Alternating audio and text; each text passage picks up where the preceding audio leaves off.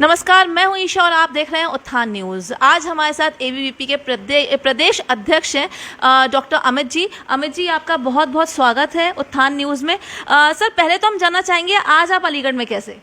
हाँ, foundation day है, ये तो हमें मालूम ही है जी। आज अखिल भारतीय विद्यार्थी परिषद का स्थापना दिवस है।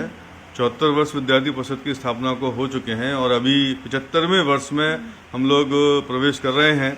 एक लंबी यात्रा विद्यार्थी परिषद ने 1948 से लेकर अब तक की है। विभिन्न प्रकार की जो शैक्षिक समस्याएं, राष्ट्रीय मुद्दे रहे, उन पर लगातार विद्यार्थी परिषद जो उचित मंच हैं उन पर अपनी आवाज़ उठाता रहा है।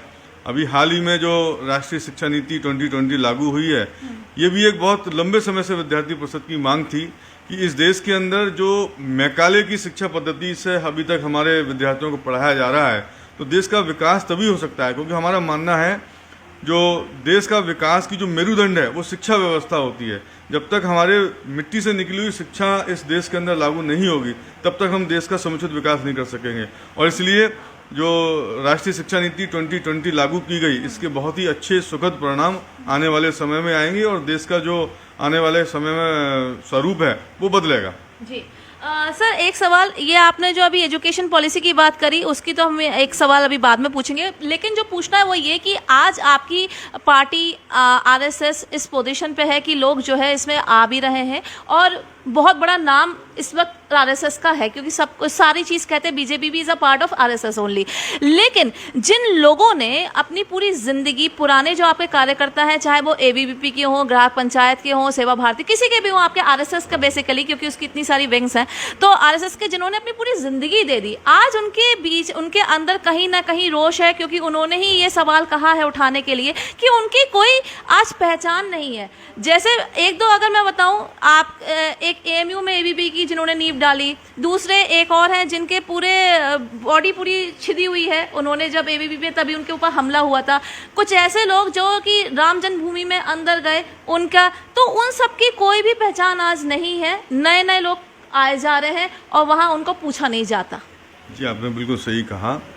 ऐसे ही समर्पित निष्ठावान कार्यकर्ताओं के कारण से ही जो राष्ट्रीय संगठन है, विद्यार्थी परिषद जैसे संगठन है, वो आज इतने वट वृक्ष के रूप में हैं। इन जैसे जो वरिष्ठ कार्यकर्ता हैं, इन्होंने अपना सर्वस्व न्यौछावर किया, तब जाकर के आज हम इतने विशाल रूप में हैं। मेरा मानना है किसी भी परिवार के अंदर माता और पिता का जो स्थान होता है, जो कार्य होता है, तो वो अपना सर्वस्व उसके अंदर झोंक देते हैं। उसके बाद एक अपने अच्छे परिवार का निर्माण करते हैं, अपने बच्चों को आगे बढ़ाने के लिए अपने सारी जो सुख सुविधाएं हैं और उनका जो है उस पर त्याग करके अपने बच्चों को आगे बढ़ाते हैं। और बच्चों से निश्चित ही उनकी अपेक्षा होती है कि जो कुछ भी उन्होंने किया है वो उसको आगे बढ़ाएं। अपने संगठनों में भी ऐसा ही है। विद्यार्थी परिषद में भी लंबे समय तक जो कार्यकर्ता कार्य करते रहे, तो उन्होंने कार्य किया और उन्हीं के उस कार्य को वर्तमान कार्यकर्ता आगे बढ़ा रहे हैं। और ऐसे ही जो समर्पित कार्यकर्ता रहे हैं, उन्हीं की खुशी है जिसके कारण से वर्तमान कार्यकर्ता काम कर रहे हैं। और उनको हमेशा विद्यार्थी परिषद के अंदर एक पुरातन कार्यकर्ता सम्मेलन भी हम लोग प्रतिवर्ष करते हैं और उसमें उन सभी पुराने कार्यकर्ताओं को बुलाया जाता है, उनका सम्मान करते हैं और उनके अनुभवों को समय समय पर हम लोग सुनते हैं और उन अनुभवों के आधार पर ही वर्तमान पीढ़ी अपने कार्य को आगे बढ़ाती है। जी, तो सर, आपने कहा जैसे आप समय समय पर ऐसे प्रोग्राम्स करते हैं, उनको सम्मान करते हैं। अलीगढ़ में ऐसा प्रोग्राम आप कब करने जा रहे हैं कि जो पुराने आपके कार्यकर्ता हैं एबीवीपी के, उनको सम्मान यहाँ पर दिया जाए? पिछले 2 वर्षों से कोरोना के कारण से बहुत सारी जो गतिविधियां हैं फिजिकली नहीं हो पाई, लेकिन अब कोरोना से थोड़ा सभी लोग उभरे हैं, तो आने वाले समय में, चूँकि हमारा ये 75वां वर्ष है, इसमें बहुत सारे कार्यक्रम पूरे वर्ष भर हम लोग आयोजित करने जा रहे हैं, तो उसमें भी ये कार्यक्रम आयोजित किया जाएगा। जी, एक आखिरी सवाल जो हम आपसे पूछना चाहेंगे, आपने कहा एजुकेशन पॉलिसी, नो डाउट ये एजुकेशन पॉलिसी इस समय जो आई है वो अच्छी आई है, लेकिन इम्प्लीमेंट होने में अभी भी प्रॉब्लम हो रही है। कुछ ही लोग हैं, कुछ ही कॉलेजेस हैं जिन्होंने, या फिर इंस्टीट्यूशंस कहेंगे, जिन्होंने कि इसको इम्प्लीमेंट किया है। देखिए, राष्ट्रीय शिक्षा नीति को लागू करने में किसी भी प्रकार की कोई हड़बड़ी और जल्दबाजी नहीं है। लॉर्ड मैकाले ने जो शिक्षा पद्धति इस देश के अंदर लगाई, उसके लंबे समय तक यहाँ इस देश के अंदर उस पद्धति से यहाँ पढ़ाई चल रही थी।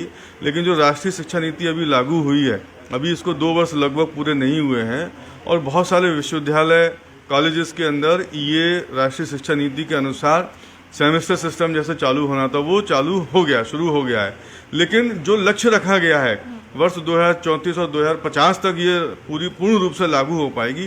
तो it's a very long process, इसमें समय लगेगा और मुझे लगता है कि अभी हम लोग सही दिशा में चल रहे हैं। जहाँ थोड़ी बहुत समस्याएं हैं, जिनको कुछ चीज़ें समझ में नहीं आ रही हैं, तो वो समय के साथ उन चीज़ों को सॉल्व किया जा रहा है। जी, आपके समय के लिए बहुत बहुत धन्यवाद। तो ये थे हमारे साथ प्रदेश अध्यक्ष डॉक्टर अमित जी ABVP के। देखते रहिए उत्थान न्यूज। ईशा के साथ कैमरा गर्ल मीनू।